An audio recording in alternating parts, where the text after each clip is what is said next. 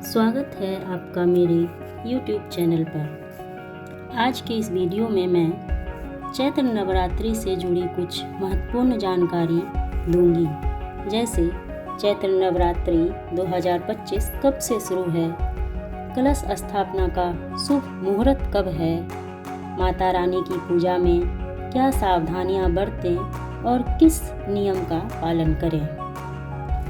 तो चलिए शुरू करती हूँ।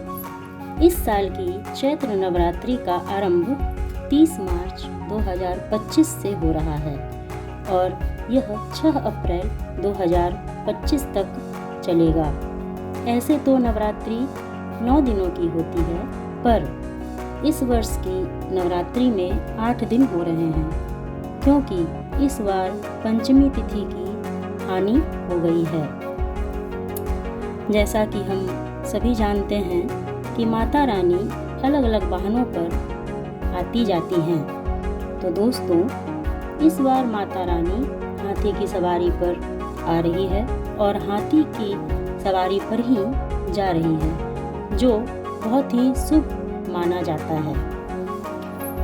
इस बार नवरात्रि में कलश स्थापना का मुहूर्त सुबह 6:13 से सुबह 10:22 तक है।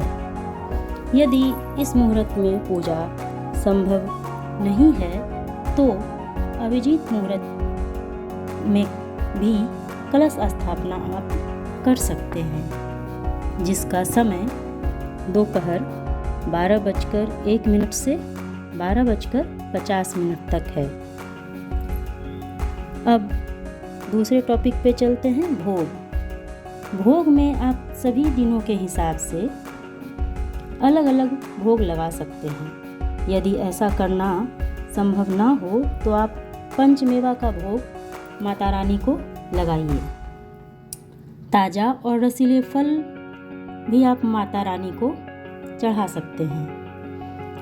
महाअष्टमी बहुत ही विशेष मान्यता रखती है नवरात्रि में। तो महाअष्टमी के दिन यदि संभव हो तो आप चने की सब्जी, हलवा, पूड़ी का भोग जरूर लगाइए, क्योंकि माता रानी को ये भोग बहुत ही प्रिय है।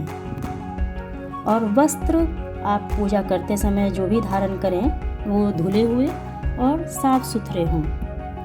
यदि संभव हो तो लाल रंग का वस्त्र प्रयोग करें, क्योंकि माता रानी को लाल रंग बहुत ही पसंद है।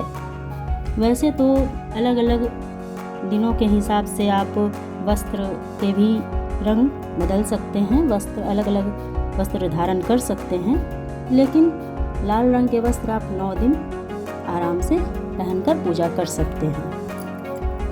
और पूजा में एक बात का और ध्यान रखें कि आप आसन पर बैठकर ही पूजा करें, क्योंकि आसन पर बैठकर ही पूजा करने से हमारी पूजा सफल मानी जाती है।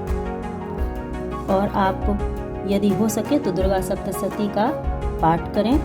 यदि संभव ना हो दुर्गा सप्तशती का पाठ करना, तो कम से कम दुर्गा चालीसा का पाठ और माता रानी के 108 नाम का जप अवश्य करें। और अंत में आरती और हवन अवश्य करें, क्योंकि हवन करने से हमारी पूजा संपूर्ण मानी जाएगी। तो यदि आपको नवरात्रि से या पूजा पाठ से संबंधित कोई प्रश्न हो तो उसे आप कमेंट बॉक्स में लिख सकते हैं। जय माता दी।